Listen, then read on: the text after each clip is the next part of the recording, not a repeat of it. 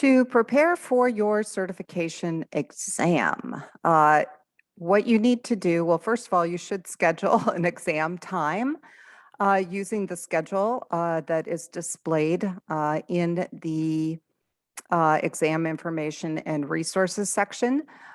Do this as soon as possible so you can get the day and the time that you prefer. This is the schedule for December.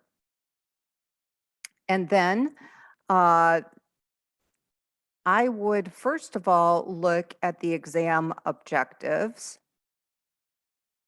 because this is basically what is going to be on the test. The test questions are going to be similar to the Moodle unit tests that I have put in our course. And when you write questions for Certiport, they give you an objective and a sub-objective. So this is the objective and this is the sub-objective. Exam question writers will write questions based on these sub-objectives. So these sub-objectives are exactly what you need to study for the certification exam. This is what the questions are going to be about. So there will be a question that deals with granting privileges or revoking privileges. There'll be questions on stored procedures. Okay, and so as far as what do you need to know about stored procedures and functions? Well, input and output parameters, return values, and purpose of stored procedures. Okay, so it's telling you right here what to study. That is what the questions are going to be written on. And I would go through here and make sure that you know how to do all of this. A new section in the test is on troubleshooting. So that is the lovely red errors that you get, that you have to figure out what the problem is. Okay, and so there are data object management query failures. So when they talk about objects, they're talking about tables and views and things that are stored with the database. Data retrieval, this is select statements. So when you're trying to retrieve data from your tables. Data manipulation query failures. So those would be the DDL commands. So the alter commands and the drop commands and the create table commands. Okay, so why do those things fail?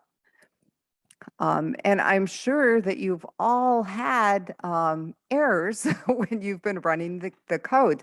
So you just need to think about the types of errors that you've encountered and how you have overcome those errors. So to help you prepare for this test, I have some quick summary reference sheets. And I also took the exam objectives, each section of objectives, and I have resources. So if you click on the objective, it'll take you into this folder and you will see different documents that you can download and view.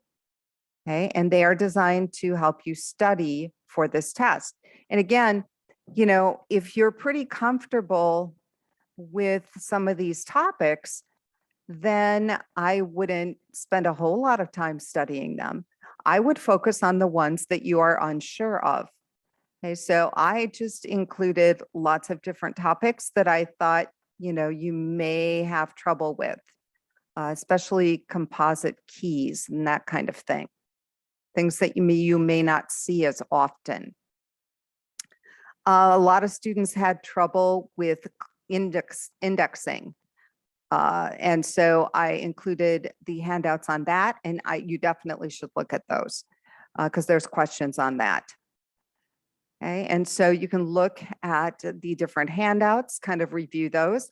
And then you'll notice I've also got a bunch of video tutorials, and they are separated into each of these categories.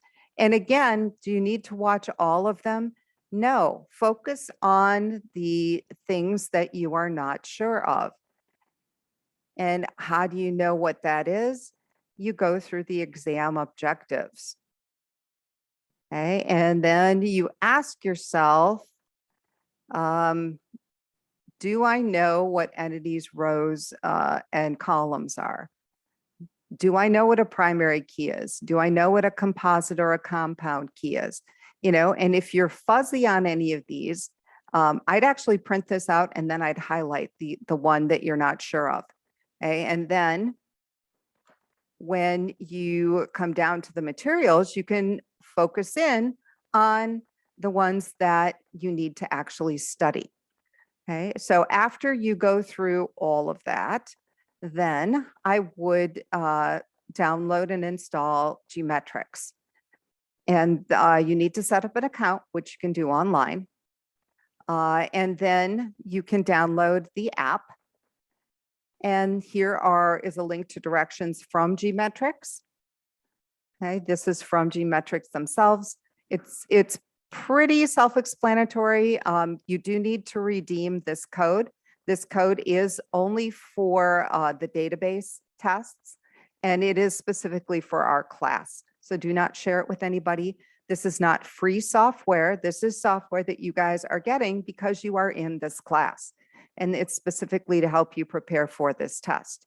Now, I did do a walkthrough of creating an account, downloading and installing the software, and redeeming the various codes. So you can watch that if you would like kind of a example of how to go through and set all of this up. You are going to need to study for this test, okay? And make sure you give yourself enough time to do the studying. And then once you take the test, at the end of the week, so on Friday the 17th, the testing center director is going to email me the scores. If you do not pass the test, you will be allowed to retake it on the 16th. Now, if you take the test on the 7th, do you have to wait until the 16th? You should not have to wait. Certiport only requires you to wait 24 hours. So you can, talk to the testing center and see if they have an opening before the 16th. Okay, but the 16th is set aside for retakes only, so do not wait until the 16th to take your test. You need to take it before then. And you have to call or email to schedule a testing time ahead of when you want to take the test. Okay, so you don't need to submit anything to this Dropbox. I will be putting in your score. A passing score is a passing score, and it does not matter how much you pass by. So if you pass, you're going to get 100 points. Now, what happens if you don't pass? Well, let's say passing is 700 and you get 680. So what I do is I prorate that. I take your score, divide it by the score you needed to pass, and that ends up being your final exam score. So if you take it twice and you do not pass, whichever test score is higher, I will use in determining your final exam score.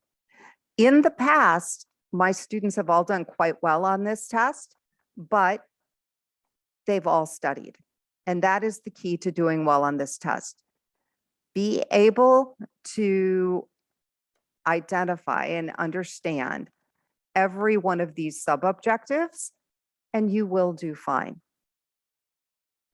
If you have any questions or concerns, reach out. I am happy to answer any questions that you have.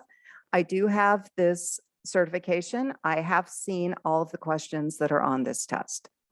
And when you do take the test, please email me and let me know how you did. I hate waiting until the 17th to find out how my students did.